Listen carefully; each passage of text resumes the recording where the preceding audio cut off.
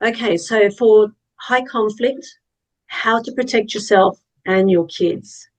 So why is there high conflict? Well, there's many reasons for that.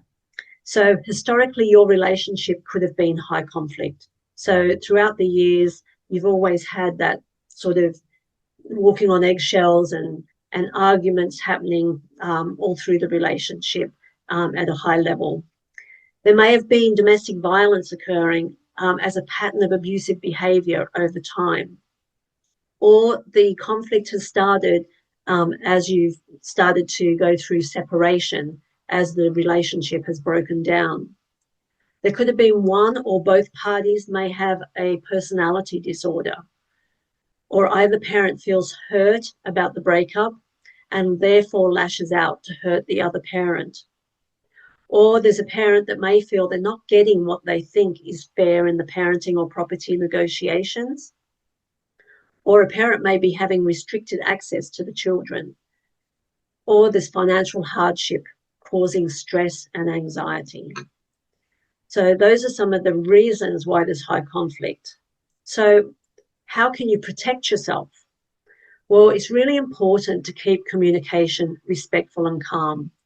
So it's really important to make sure that you're not reacting in a knee-jerk way, as opposed to thinking things through and responding in a calm manner. Because if you react, then the other person will go into this defensive mode, and then it's on for young and old, and everyone starts arguing and it just escalates further. You want to be able to choose your battles. So instead of arguing about small things, then just make sure that you're looking at, okay, well, does that really matter in the scheme of things? Are these things that I'm having arguments about going to be resolved when I do mediation and agreements are going to be reached?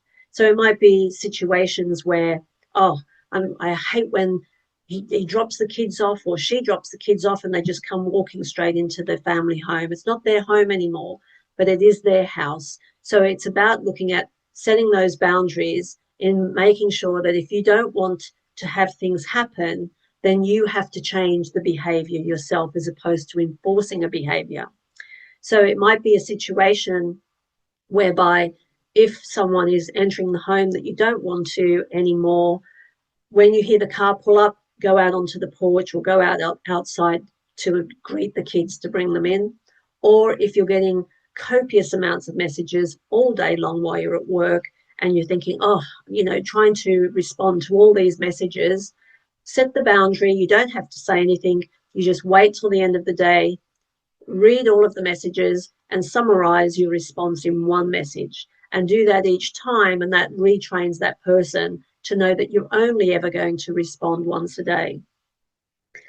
Do courses, which helps you be able to go through these challenges of separation, but also improve communication and your co-parenting relationship.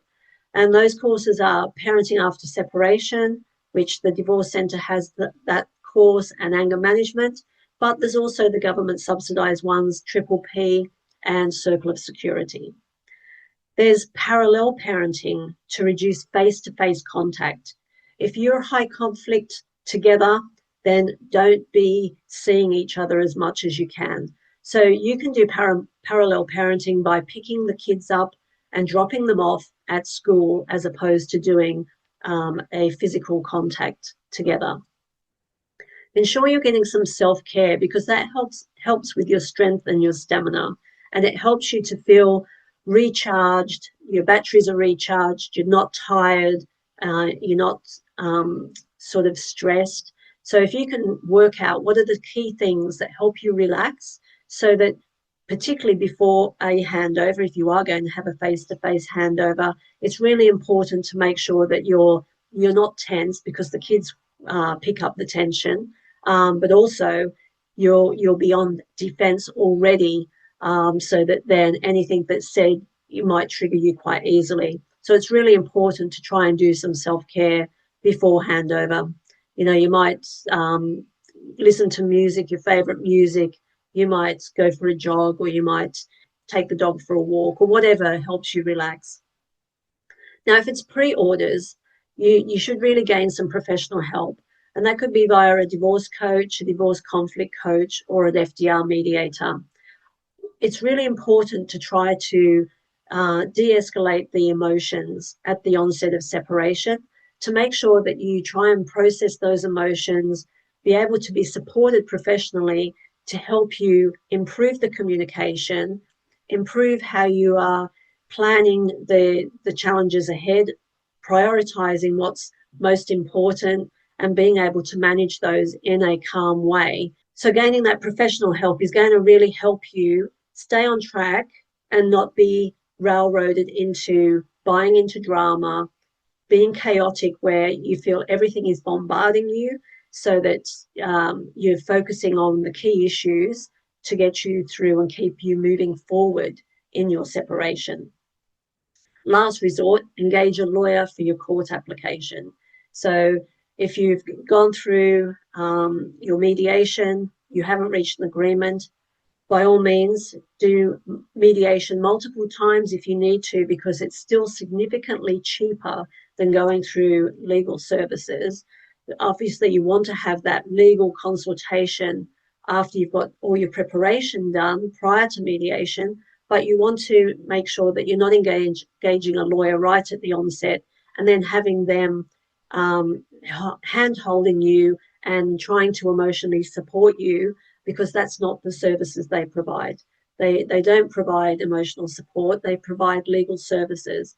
So it's really important to make sure you're engaging with the right professional at the right time.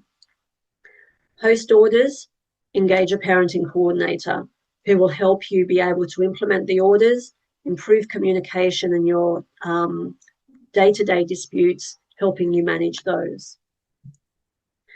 So how do you protect your kids? So when it's high conflict, you really need to be the best version of yourself. So really check how you are behaving in front of them.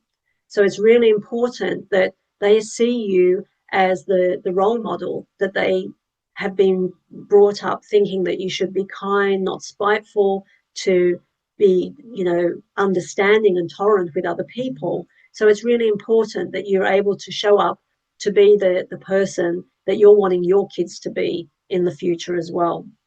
It's really important knowing that the kids really love both of you. So they're really needing to see that you two are able to work together to help them through the challenges as a family, so that they're not seeing that one parent is fighting with the other parent and vice versa, and derailing the whole separation in the fact that trying to adjust and transition is making it more chaotic and full of conflict.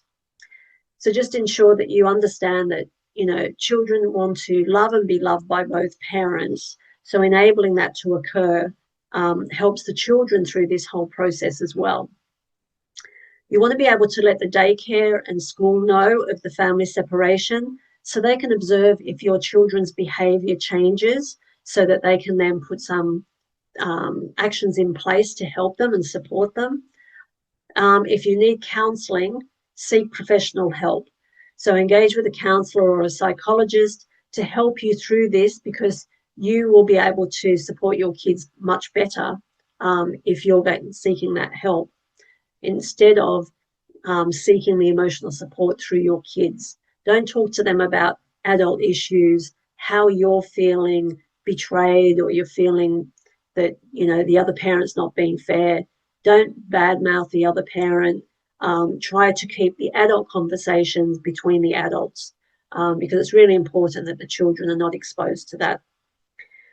If there's a violence order in place, please ensure that you adhere to it, because you don't want to end up having to have this criminal situation where you're breaching orders and you're ending up having the violence order ending up being a conviction. So if you've got a violence order in place, that's been put in place to help you sort of keep calm in the separation, because if you're both high conflict, the violence order is to either have you on like a good behavior type of bond to say you're not going to commit family violence, or it might be a no contact where you'll need to then work through how you're going to be able to see the kids, whether that be through a contact centre or whether it's going to be parallel parenting, depending on the type of violence order that it is. Now, reduce the chaos and create a routine for a calm environment for the children to thrive. So it's really important to make sure that they have a routine that's stable, secure, and doesn't chop and change, so that they don't know where they're going to be the next day, who's going to be looking after me. Try to have it as calm as possible so that there's no surprises, no stress, no anxiety in wondering where they're going to be tomorrow or the next day, or who's going to be picking them up from school. So high conflict pre-orders, you need to try to be flexible and cooperative to negotiate on the best interests of the children, not the best interests of the parents. So look at it at a holistic view of how the family needs to transition and adjust through this challenge, this family separation. You're still going to be a family for many, many years to come. Whilst you have children, you're still a family. You may not be partners, but you're still parents. You also need to see that your child's love for the other parent, it might be your ex, but it's not your children's ex. They still want to have a relationship and need a relationship with the other parent where it's safe to do so. Be fair. So you want to be able to be negotiating. So you want a fair and equitable outcome. So you want to avoid money being wasted on protracted legal pathways so that you can have that money for you both to rebuild your lives or to be able to use for your children. So wasting a lot of money going through legal processes because you're not able to reach agreements is going to cause more financial hardship down the track, so that you want to be able to look at what's going to be a reasonable, fair and just outcome that you can both agree on. So just know that you need to co-parent until the kids are 18. And your ex will continue to be in your life for another 30 odd years. Don't think that, oh yeah, once the kids reach 18, I'm never going to have to deal with my ex again. It doesn't work that way. You're going to have your children get married, have 21st birthdays, have graduations. They're not going to be able to have 2 weddings, 2 graduations and whatnot. They need you to be able to be in the same location together. Now, some people choose to do that parallel parenting for the first 1 or 2 years to be able to help each other heal and move on. Sometimes that can enable you then to start co-parenting a bit later if you're very high conflict. So it's really important to see what's going to be best for your family to try to remove that conflict so that it's not seen or felt by the children. Gain the emotional support from people who are a positive influence to do the right thing. You want to be surrounded by support people who are going to be telling you when you're not doing the right thing. When you're,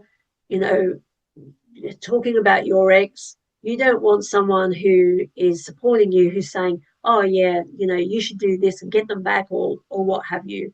You want to be able to make sure that you have someone who's helping you take the high road and say, okay, well, in the scheme of things, just let that go and just keep moving forward and, don't let it cause you more stress and anxiety that you just don't need at this point in time. The same goes for professionals. So you may have friends and family that might cause some extra angst and anxiety by fueling your conflict, but there can also be professionals who can fuel the fight as well.